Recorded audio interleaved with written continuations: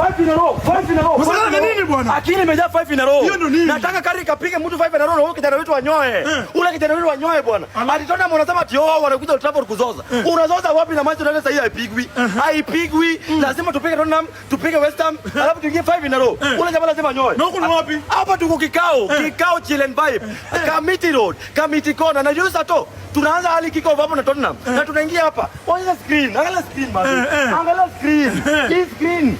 Hii ni ya kupiga Tottenham. Ile nyingine bado ni ya kupiga Tottenham. Ufike mapema uchukue kiti. Alafu watu wadhani aje. Ati hapa ni kuna parking. Siko. Hapa si parking. Hapa si parking. Hapa ni place watu wanatulia. Na hapa inakuwa na 10. On Saturday, watu wafike mapema uchukue tu kiti yako mapema.